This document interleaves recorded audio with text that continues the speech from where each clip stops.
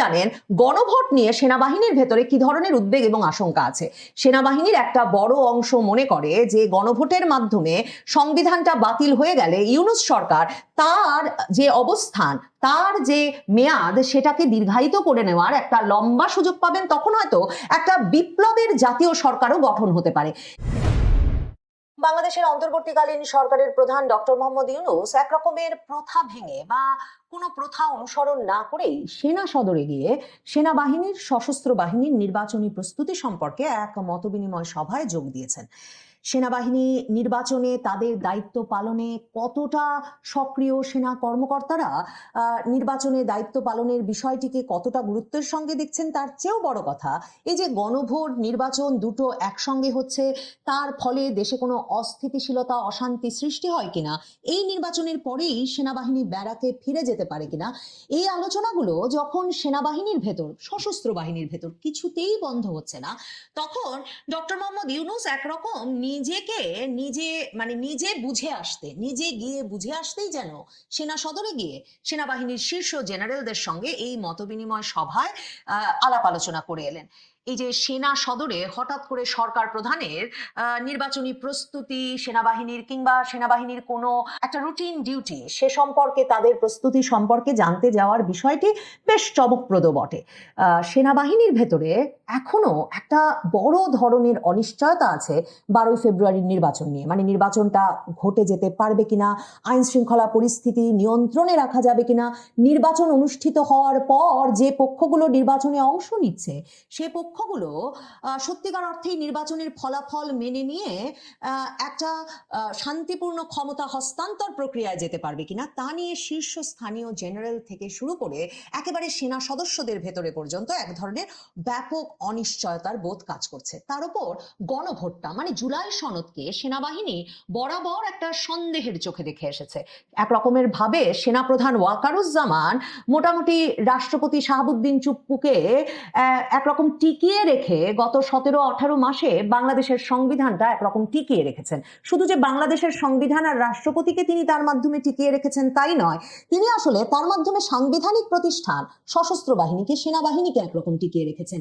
এখন গণভোটে হ্যাঁ ভোট জয়ী হয়ে গেলে, যার জন্য সরকার তার সকল প্রতিষ্ঠানকে কাজে লাগাচ্ছে, ঠিক কি ঘটবে? মানে এরপর ডক্টর মোহাম্মদ ইউনূস কি সত্যি সংসদ নির্বাচনে বিজয়ী পক্ষকে ক্ষমতা হস্তান্তর করে মানে অন্তর্বর্তীকালীন সরকারের দায়িত্ব থেকে সরে এই উপদেষ্টা পরিষদ নিজ নিজ ঘরে ফিরে যাবেন, নাকি জুলাই সনদ সংবিধানের উপরে স্থান পেলে গণভোটের মাধ্যমে একটা সাংবিধানিক শূন্যতার সৃষ্টি হবে? রাষ্ট্রপতি এর মধ্যেই বলে রেখেছেন যে নির্বাচন হয়ে গেলেই তিনি পদত্যাগ করবেন। তাহলে সে সময় আবারও সেনাবাহিনীকে জড়িয়ে পেঁচিয়ে একটা নতুন ধরনের সরকার গঠনের চেষ্টা হবে কিনা, সেনাবাহিনীর জেনারেলদের মধ্যে এই আলোচনা আছে। কারণ এই নভেম্বর মাসেও আপনাদেরকেও বলেছি যে শীর্ষ জেনারেলরাও একটা অনলাইন বৈঠকেও সেনাপ্রধান ওয়াকারুজ্জামানের সাথে বসে প্রত্যেকে এই মত দিয়েছিলেন যে যদি একটা অংশগ্রহণমূলক নির্বাচন না করা যায় ফেব্রুয়ারিতে, মানে এমনকি আওয়ামী লীগের অংশগ্রহণ সহ, তাহলে কোনোভাবেই বাংলাদেশে একটা স্থিতিশীলতা তারা দেখেন না।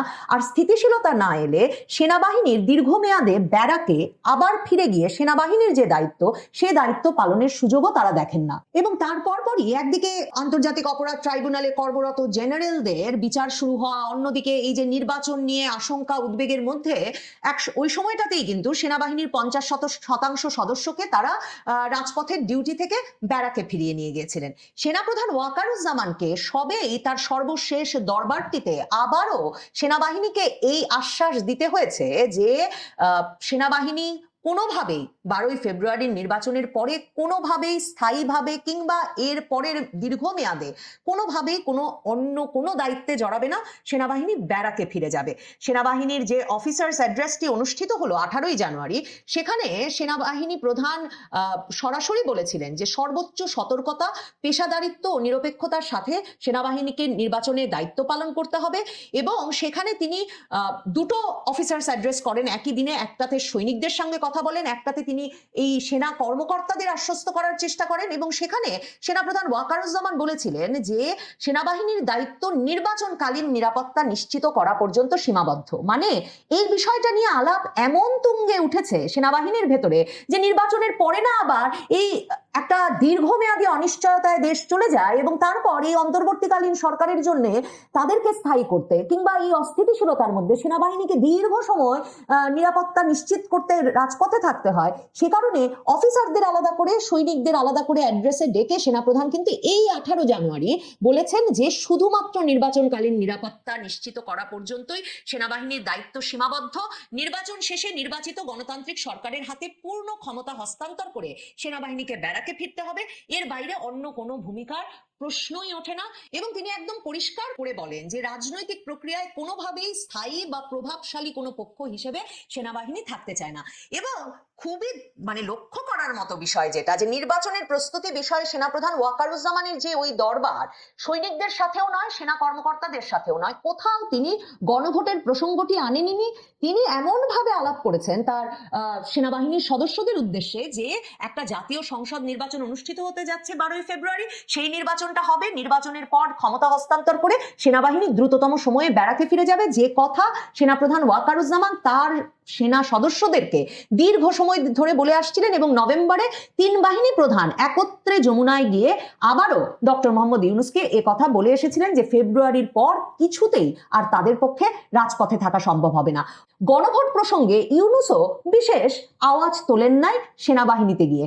দেখেন, যেখানে ডক্টর ইউনূস সরকারের পয়সা খরচ করছেন, সরকারকে ব্যাংক থেকে টাকা তুলতে বাধ্য করছেন, ব্যাংকগুলোর কাছ থেকে এক রকমের চাঁদা তুলতে বাধ্য করছেন নির্বাচনী প্রচারণায়, যে গণভোটে যাতে সকলে হ্যাঁ ভোট দেয়, সেখানে ইউনূস কিন্তু গিয়ে সেনাবাহিনীকে গণভোট বিষয়ে কোনো জ্ঞান দেন নাই।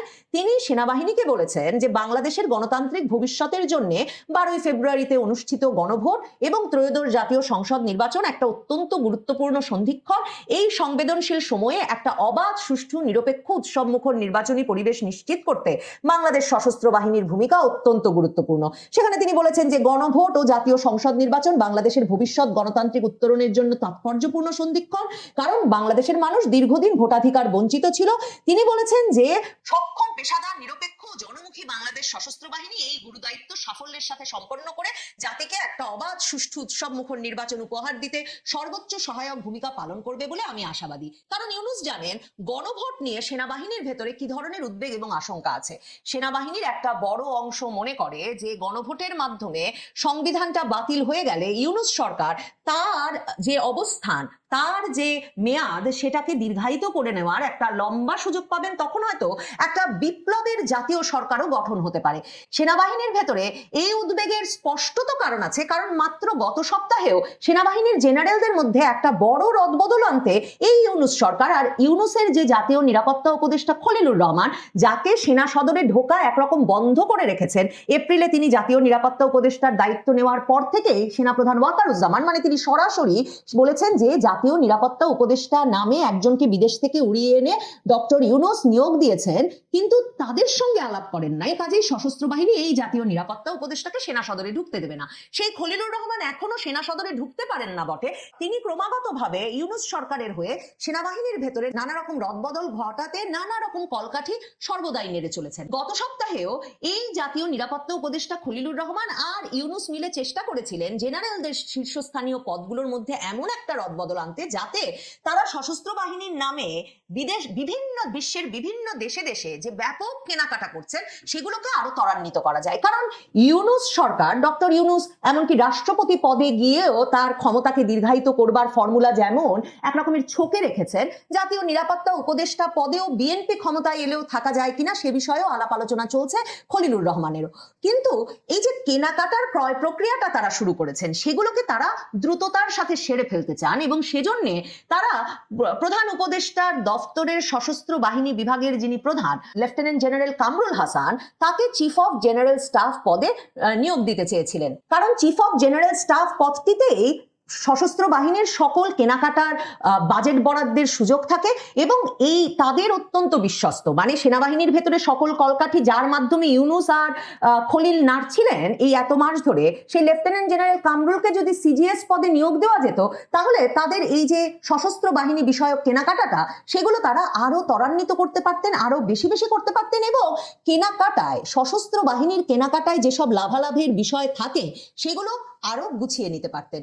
এছাড়াও জামায়াতে ইসলামীর এক রকমের চাপে এবং পরামর্শে, বিশেষ করে সেনাবাহিনীর জামায়াতপন্থী অংশ যারা কিনা গোলাম আজম পুত্র ব্রিগেডিয়ার জেনারেল আজমির এক রকমের অনুসারী বা সমর্থক, তাদের পরামর্শ ছিল যে quarter master general lieutenant general Mohammad Faizur রহমানকে নতুন পিএসও মানে প্রধান উপদেষ্টার দফতরে সশস্ত্র বাহিনী বিভাগের প্রধান প্রিন্সিপাল স্টাফ অফিসার করে নিয়ে আসা। তো এই যে খলিলুর রহমান আর ইউনুসের পরামর্শে বা তাদের কলকাঠি নাড়ায় সেনাবাহিনীর ভেতরে এই যে নতুন করে আরেক দফা জেনারেলদের পদ এবং পদায়নের রদবদল, সেটা একেবারে সম্প্রতি ওয়াকারুজ্জামান ঠেকিয়ে দিয়েছেন। এবং সেখানেও এক রকমের অস্থিরতা তৈরি হয়েছে সেনাবাহিনীর ভেতরে যে এই যে ইউনুস সরকার তারা যদি আরো দীর্ঘমেয়াদে থাকে, এই জাতীয় নিরাপত্তা উপদেষ্টা খলিলুর রহমানই যদি থেকে যান, জুলাই সনদ যদি গণভোটের মাধ্যমে পাশ হয়ে যায়, তাহলে যে ধরনের অনিশ্চয়তা সৃষ্টি হবে সেনাবাহিনীর ভেতরে দীর্ঘমেয়াদে, সেই সমাধান তো 12 ফেব্রুয়ারির নির্বাচন নিয়ে আসবে না। আর ইউনুসও এটা পরিষ্কার করেছেন যে তার জন্য সশস্ত্র বাহিনীর সক্ষমতা বৃদ্ধি, মানে সক্ষমতা বৃদ্ধির নামে কেনাকাটার বিষয়টি কত গুরুত্বপূর্ণ, ওই নির্বাচন বিষয়ক আলাপের মধ্যেও গিয়ে তিনি দাবি করেছেন যে সেনাবাহিনীর কোনো সক্ষমতা বৃদ্ধিতে যখন দীর্ঘ ফ্যাসিস্ট শাসনামলে কোনো কাজ হয় নাই, তখন অত্যন্ত অল্প সময়ে এই পরিস্থিতির ব্যাপক পরিবর্তনের সূচনা করেছেন ইউনুস সরকার। মানে তিনি বলেছেন ওই পরিস্থিতির ব্যাপক পরিবর্তন সূচনা করেছি এবং সশস্ত্র বাহিনীর সক্ষমতা ব্যাপক বৃদ্ধি করেছি। যেতে হবে এমন শঙ্কা যখন ইউনুসের মনে, তখন সম্ভবত তিনি বুঝতে পারছেন সশস্ত্র বাহিনীতে যে ব্যাপক কেনাকাটা বিভিন্ন দেশ থেকে করার ফলে এমনকি মার্কিন যুক্তরাষ্ট্রের বড় ধরনের ধমকের মুখে পড়েছে বাংলাদেশ সেনাবাহিনী, সেসব কেনাকাটা নিয়ে আগামী সময়েও অনেক প্রশ্ন আসবে। কাজেই সেই কেনাকাটা প্রসঙ্গেও তিনি একরকম জবাবদিহি করে আসবার প্রয়োজন বোধ করেছেন বা নিজের ব্যাখ্যাটা দিয়ে আসার প্রয়োজন বোধ করেছেন সামরিক বাহিনীর শীর্ষ জেনারেলদের সামনে। সেনাবাহিনীর জেনারেলেরা ইউনুসের সেই ব্যাখ্যায় ভুলেছেন কিনা জানি না, তবে নিশ্চিতভাবে তাদের মনে এই প্রশ্নটা খেলা করেছে যে এটাই কি ইউনুসের সর্বশেষ সেনা সদর সফর, নাকি ইউনুস সরকার প্রধান পদে থাকবেন আরো দীর্ঘ সময় এবং আবারও সরকার প্রধান হিসেবে